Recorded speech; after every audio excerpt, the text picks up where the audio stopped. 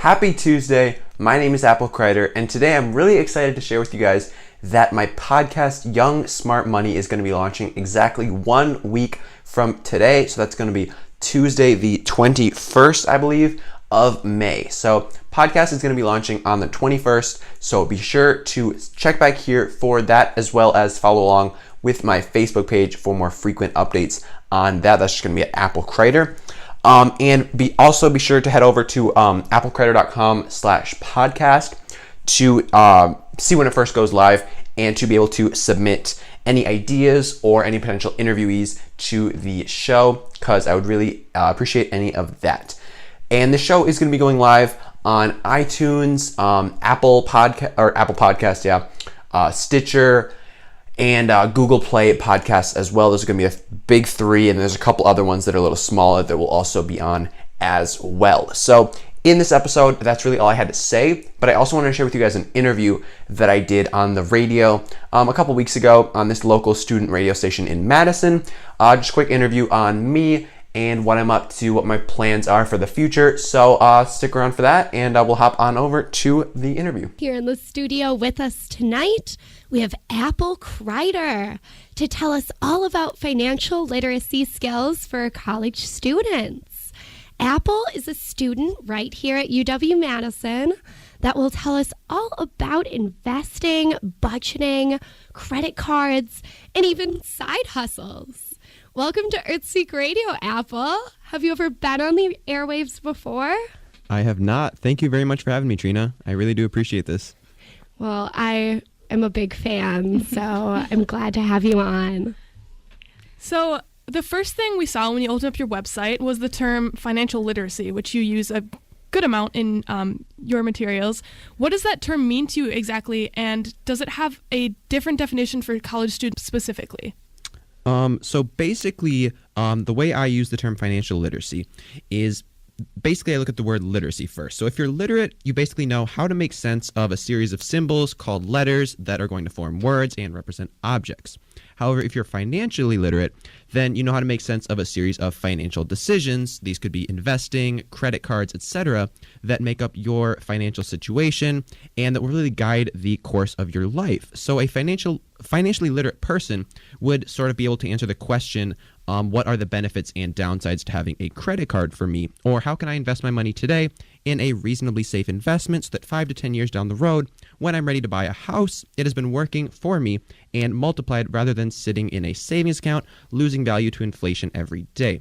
So that's sort of what I see financial literacy as, just being able to answer these questions and sort of have a grasp on the bigger financial picture of your life, both as a college student and just as a person in general. So you're the first college student I've met that's really been passionate about financial literacy. What inspired you to learn about this in the first place? Well, I've been working part-time jobs since I was about 14 years old, and as a 14-year-old, there's really only so much Sour Patch Kids and video games that you can really buy. So you end up having some extra money left over that at that point I really didn't know what to do with. So by the time I got to the age of 17, I had some money sitting in a savings account, not really doing anything, and I sort of wondered, what could I be doing with this money besides just letting it sit here? I felt like there was some potential that I wasn't really taking advantage of. So I sort of took to the internet, took to a good old Google search, as you do, and I sort of looked up just what can you do with a couple $1,000s in a savings account? Like, what could I do as a 17-year-old with this money that would allow me to sort of get something more, get some value out of it rather than just having it sit there? So I came across these two YouTube channels that I sort of started watching pretty routinely, and they were Ryan Scribner and Graham Stephan. And these guys have really been a big inspiration to the stuff that I have started to produce. And they just sort of gave me a good jumping off point for the whole financial literacy, how to start investing and stuff like that. And I found with these guys, they weren't really aimed at college students, and they were sort of focused on a bigger picture just of yourself and of people in general. And what I really wanted to do is, instead of what they were doing, they were sort of working on digging you out of a hole that you got in financially. So if you were already in sort of a mess, they were the ones to go to that would help you get out of that mess. But what I wanted to do is to instead target college students and help them not get into those financial messes in the first place. What is the financial gap that exists between school and the real world? What is the important bridge to that gap? So basically, I see the financial gap is I sort of look at what we're taught in schools, and then I look at what is needed to get by in the real world, sort of once you graduate college, and just when you're in college in general. So look at the stuff you're taught in school, look at the trigonometry, look at the Pythagorean theorem, and then look at the skills that you're going to need in your real life. Stuff like, how do I effectively manage credit? How do I apply for a mortgage? How do I invest my money so that it's not losing value to inflation every single year?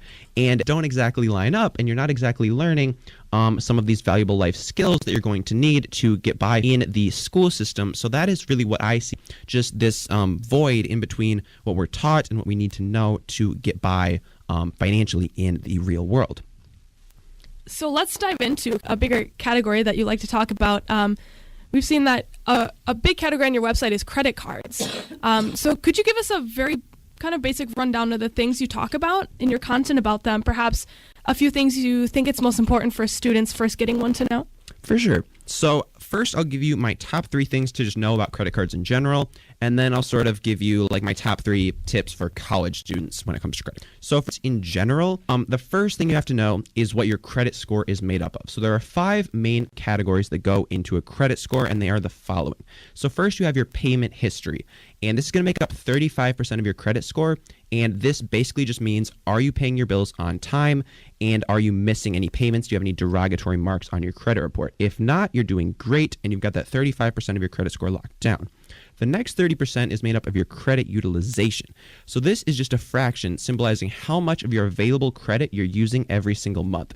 So say you have a $1,000 limit on your credit card, and you're using $500 of that limit every single month. That would put you at a 50% credit utilization. So the key with utilization is to keep it low. The best credit utilization to have is actually 1%. So if you only used 1% of your available credit, you would be scoring the best in this category. However, if you keep that under 30%, it will be positively impacting your credit score. And if you keep it above 30%, it's going to be negatively impacting your credit score. So you want to keep that as low as possible. The next category is the amount of lines of credit that you actually have. So believe it or not, the more lines of credit you have, the better it impacts your credit score. So some people think that it might be disadvantageous to have a lot of credit cards, that might adversely impact their credit score, whereas this isn't going to be the case if you're able to effectively manage and utilize these in a responsible manner. So to actually get a positive impact on your credit score from the number of lines of credit, you're going to need at least 10 different lines of credit, which is surprising to a lot of people. A lot of people might think you just have like a credit card and a car loan and maybe a mortgage and you'd be good to go. But in reality, unless you have at least 10 lines of credit that you're effectively managing, it's actually going to have an adverse impact, and that's going to impact 15% of your credit score. The fourth category is your credit mix in use. So this is just how many different types of credit you have, sort of similar to the last category, but just the diversity of your credit sources. So again, having that auto loan, maybe a credit card, maybe some student loans, a mortgage, a business loan, having all these different lines of credit and banks seeing that you're able to manage all of them is going to positively impact your score. And the last one is credit inquiries. So a credit inquiry is anytime you apply for a new line of credit, the bank is going to run a credit inquiry on your account, and that's going to ding you a couple points just for about the next 6 months to a year. So this just is something to know about, because you don't want to be applying for a lot of different lines of credit in a short amount of time, because banks are going to see that as a red flag, that you are shopping around for loans that you're not able to get approved. So you do want to space out your applications for loans and credit cards a bit. Now, the next common myth among credit cards is that you should carry a balance. This is absolutely false. You should never carry a balance on your credit card. It is not worth it to be racking up these interest payments because you think it's going to benefit your credit score. As we saw in those categories, carrying a balance was no part of your credit score, so that will have no effect on your credit score. And the last one is just don't spend more than you would have if you're paying with cash. So some people they don't have as much of an emotional connection when they're paying with a credit card as opposed to cash, because when you pay with cash, you give them, say, a $20 bill and they give you back a like $2. You see this exchange clearly happening. You gave them all up $20 and they returned $2. So there was clearly an exchange of money there. However, when you pay with a card and they hand it right back to you, then it's not as clear that there was an exchange, and it sort of just seems like you just got something for nothing. So you really have to keep in mind where you're spending your money and keep a solid budget.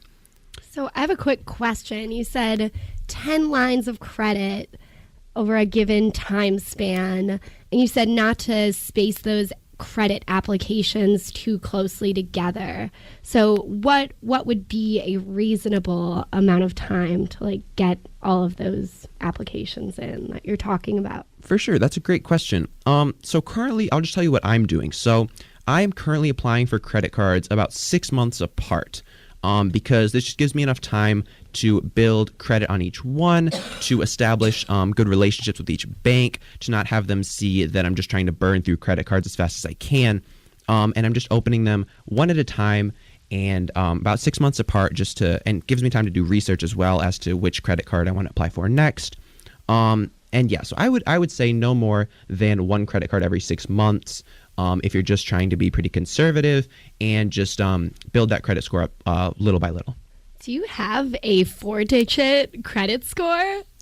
No, actually, credit scores, the general range for credit scores is going to be from 300 to an 850. So an 850 would be your perfect credit score. So unfortunately, there is no way to get a 4-digit credit score. Thank you for debunking that myth. Absolutely. What are some of the top strategies for students to use and budget and save money right now? Okay, for sure. So the 3 biggest places that I see students spending money are going to be on textbooks, groceries, and housing.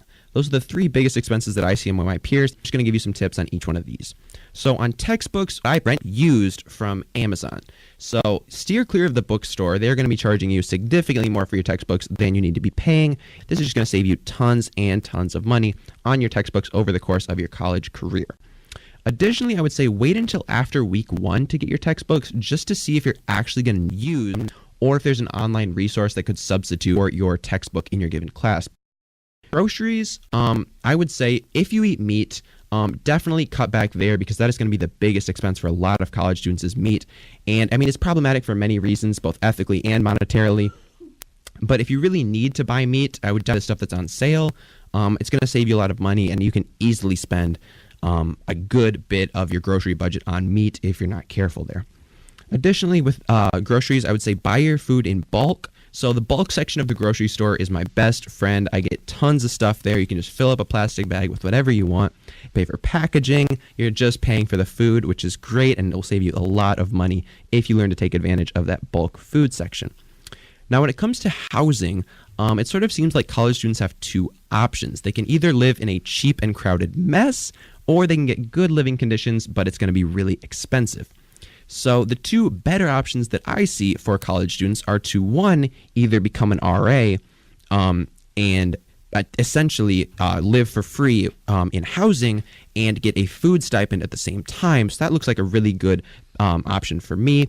If you're not into the whole living on campus thing, however, you could potentially try house hacking. So what house hacking is, in a nutshell, very simple, is it is where you buy a multifamily housing, so like a duplex, a triplex, a fourplex, and you live in one of the units and you end up renting out the other units to cover your mortgage payment.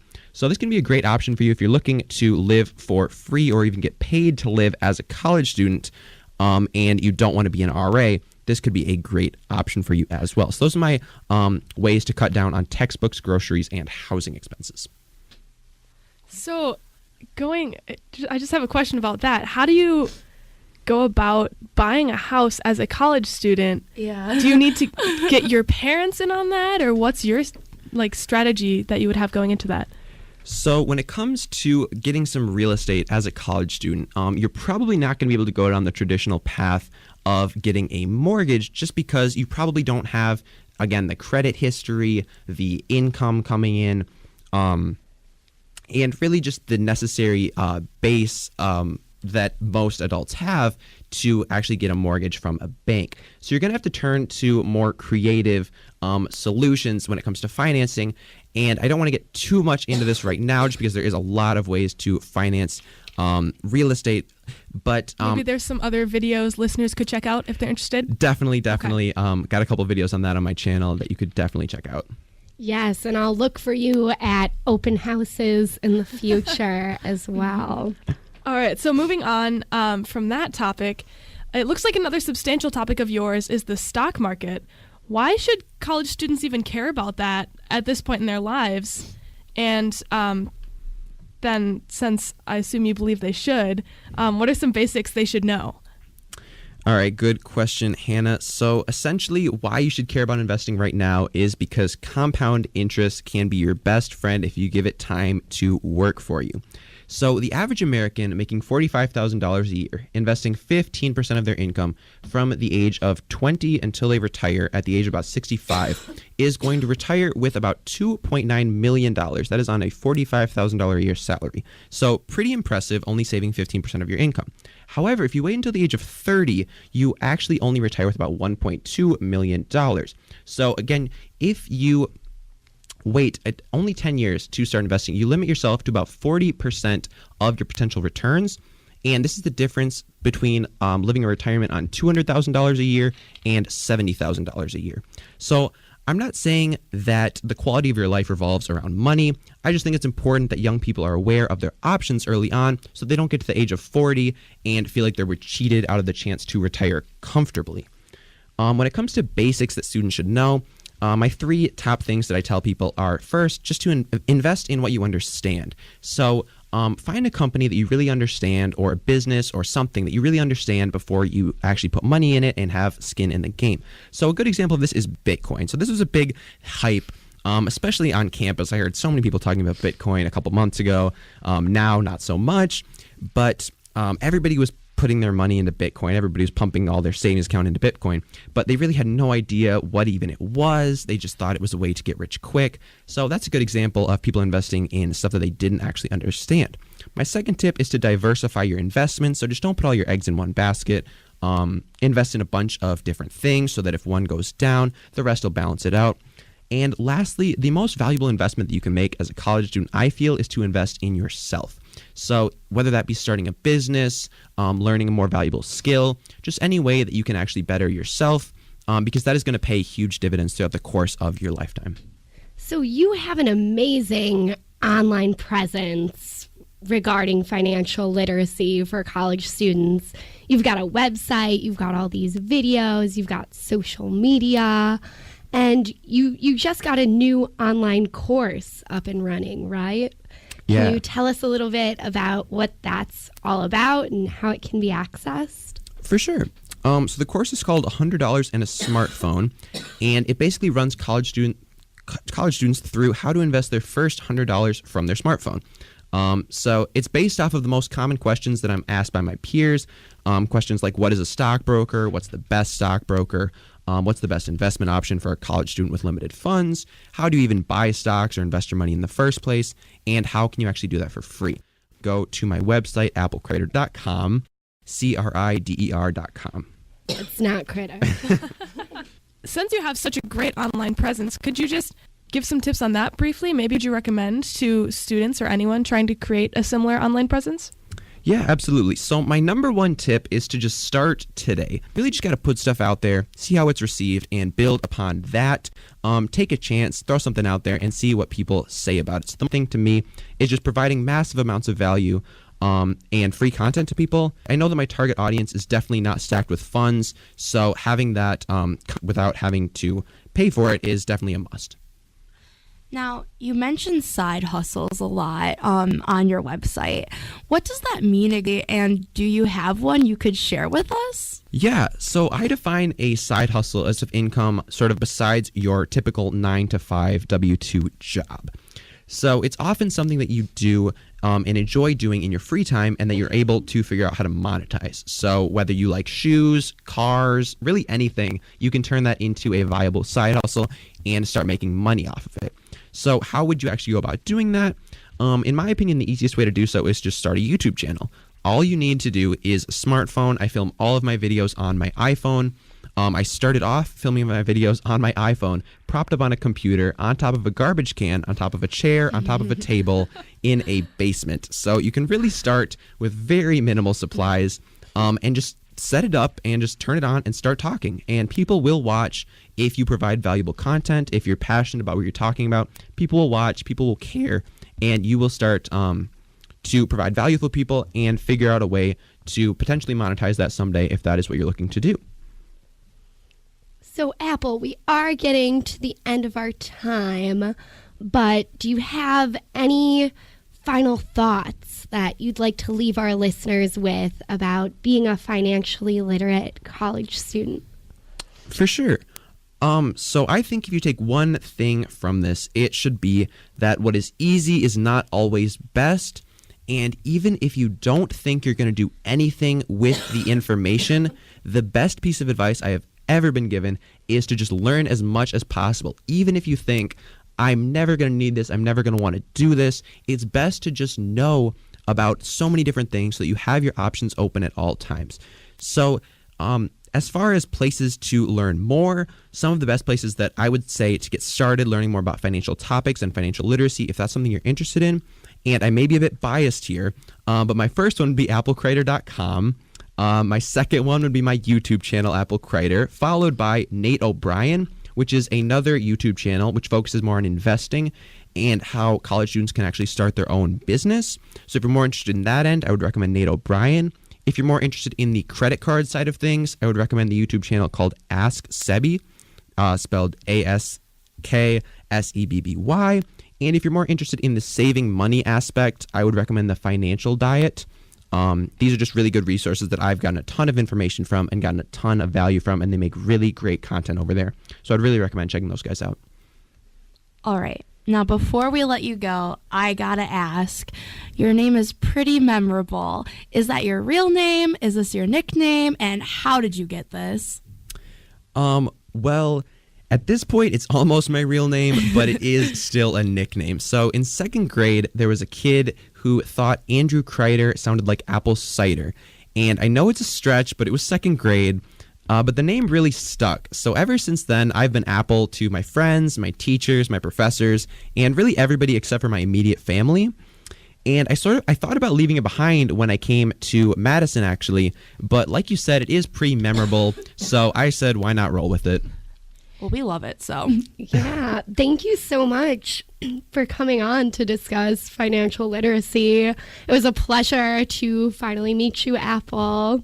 You'll have to keep us tuned with how the website and how the course goes in the future. Well, I hope you guys enjoyed the interview. I know I did. And that interview was really one of the main inspirations for me to start Young Smart Money. After being on the radio and being able to talk, I really got a feel for what maybe a podcast would feel like, and it really got me behind the idea of starting my own podcast. So that's really what got me into the podcast game in general. And guys, so if it is past the 21st of May, be sure to head on over to applecrider.com/podcast or youngsmartmoney.com and check out the first couple episodes of Young Smart Money, because I think they will really provide a ton of value to you guys and you guys will really enjoy them. So I'll see you guys tomorrow, and until next time. Wait. I did not mean to clap yet. I was supposed to mention our sponsors in this video. Let me check. Oh, wait, it's me. Well, in that case, if you are a college student or otherwise financially strapped individual looking to invest, I put together a completely free course. Link for that will be found in the description below. It's called $100 and a Smartphone, and it's going to walk you through the process of putting your first $100 to work from the comfort of your smartphone. Included in this course is a free 30-minute Skype call with yours truly. So if you want to talk through any personal finance related topics that relate to you personally, some one-on-one stuff, if you're interested at all in that, be sure to sign up for one of those. And yeah, if you're interested in more details, the link will be in the description below, and it is 100% free.